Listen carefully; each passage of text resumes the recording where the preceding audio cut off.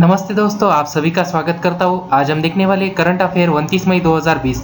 अगर आप हमारे यूट्यूब चैनल पर पहली बार है तो target government job YouTube channel को सब्सक्राइब कीजिए, बाजू में दिए हुए बेल आइकन को क्लिक करना मत भूलें। इस वीडियो लेक्चर की पीडीएफ नीचे डिस्क्रिप्शन बॉक्स में दी है, आप वहां से डाउनलोड कर ले सकती है।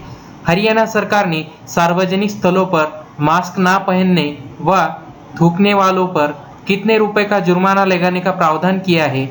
इसका सही उत्तर है 500 रुपए। हरियाणा के गृह मंत्री अनिल विज ने कहा है कि राज्य में कोरोना वायरस लॉकडाउन के दौरान में मास्क नहीं पहनने और सार्वजनिक स्थानों पर थूकने पर 500 रुपए का जुर्माना देना पड़ेगा। ग्रामीण क्षेत्रों में खंड विकास और पंचायत अधिकारी और शहरी क्षेत्रों में आदिवासी अधिकारी, सचिव और स्थानीय निकायों के अन्य अधिकृत अधिकारियों के पास उल्लंघन करने वालों पर जुर्माना लगाने का अधिकार होगा। जुर्माना नहीं भरने पर आईपीसी की धारा 188 यानी लोक सेवक के आदेश की अवहेलना के तहत कार्रवाई होगी। कोरोना से बढ़ते संक्रमण को रोकने के लिए सार्वजनिक स्थल पर थूकने पर भी रोक लगाना जरूरी है।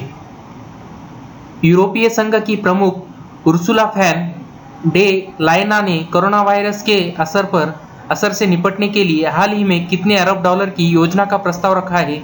इसका सही उत्तर है 750 अरब डॉलर। यूरोपीय संघ की प्रमुख उर्सुला फॉन डेर लायन ने कोरोना वायरस के असर से निपटने के लिए हाल ही में 750 अरब डॉलर की योजना का प्रस्ताव रखा है। अभूतपूर्व संकट से निपटने के लिए ऐतिहासिक योजना बनाई गई। अगर यह प्रस्ताव पास हो गया तो यूरोपीय संघ के इतिहास में यह सबसे बड़ा प्रोत्साहन पैकेज होगा। इसके जरिए पूरे यूरोप में प्लास्टिक, कार्बन उत्सर्जन और बड़ी तकनीकी कंपनियों पर टैक्स की भी शुरुआत होगी, जो संघ की ताकत को काफी ज्यादा बढ़ा देगा। केंद्र सरकार ने हाल ही में किसे नाइजर गणराज्य में भारत का नया राजदूत नियुक्त करने की घोषणा की है? इसका सही उत्तर है पीके Nair.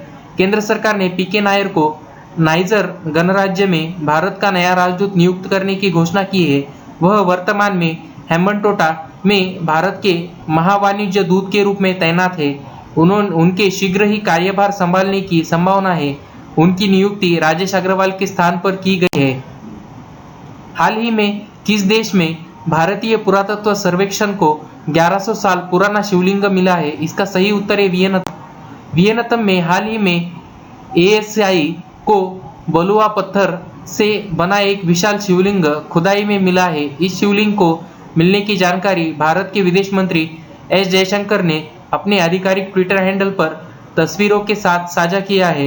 Vietnam south east Asia का बेहद खूबसूरत और शांत देश माना जाता है। भारत के साथ ही सभी इसके संबंध बहुत पुराने समय से है। यह 13वीं शताब्दी तक की बौद्ध धर्म और हिंदू धर्म से संबंधित बेहद खूबसूरत कलाकृतियां पहले ही मिली है। मई सोना मंदिर परिसर में खुदाई के दौरान यह शिवलिंग एएसआई को मिला है। हाल ही में फोर्ब्स मैगजीन के मुताबिक निम्न में से कौन दुनिया की सबसे ज्यादा कमाई करने वाली एथलीट बन गई है? इसका सही उत्तर है नाओमी ओसाका, जापान से है। जापान की टेनिस खिलाड़ी नाओमी ओसाका अब विश्व की सर्वाधिक कमाई करने वाली महिला खिलाड़ी बन गई है।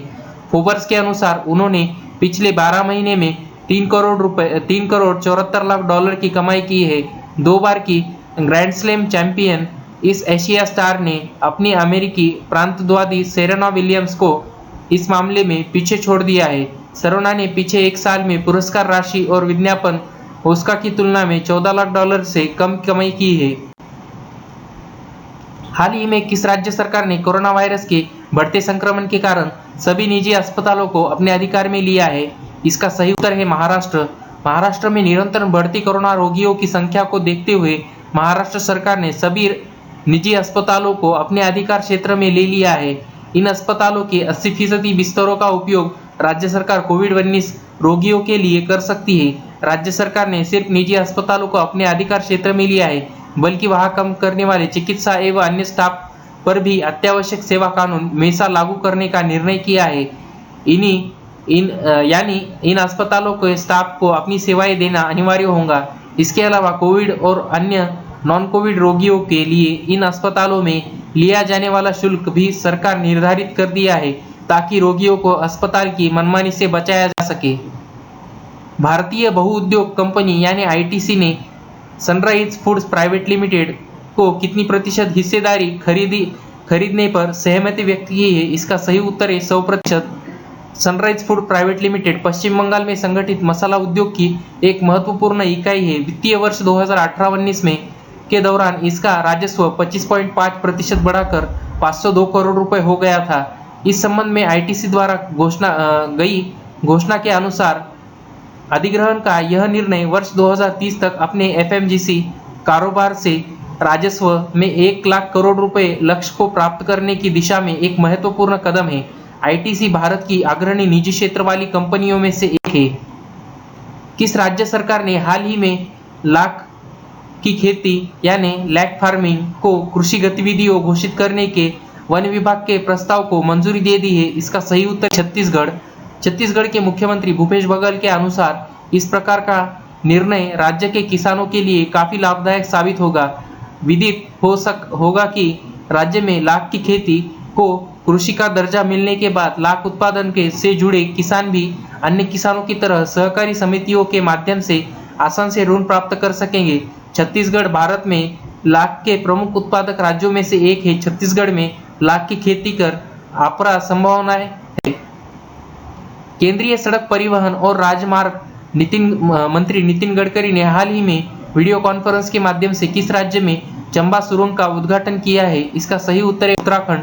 केंद्रीय सड़क परिवहन और राजमार्ग मंत्री नितिन गडकरी ने हाल ही में वीडियो कॉन्फ्रेंस के माध्यम से उत्तराखंड में चंबा सुरंग का उद्घाटन किया है। इस अक्टूबर में इस सुरंग का संचालन शुरू किया जाएगा। इस सुरंग का निर्माण सीमा सड़क संगठन यानी बीआरओ ने उत्तराखंड की चारधाम परियोजना योजना के तहत किया है। नितिन गडकरी ने यह भी कहा है ऑल वेदर रोड परियोजना का काम जल्द ही पूरा होने के बाद चारधाम यात्रा सुगम हो सकेगी। भारतीय भारोत्तोलन महासंघ ने खेल रत्न पुरस्कार प्राप्त किस पूर्व विश्व चैंपियन का नाम अर्जुन पुरस्कार के लिए भेजा है? इसका सही उत्तर है मीराबाई चानू।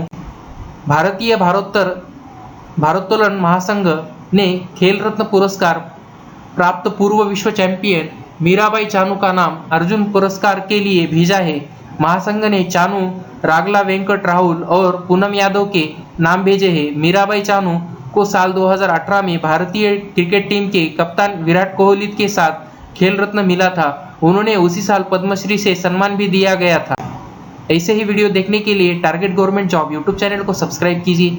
बाजू में दिए हुए बेल आइकन को क्लिक करना मत भूलें। वीडियो को लाइक, कमेंट, शेयर करें। Thank you.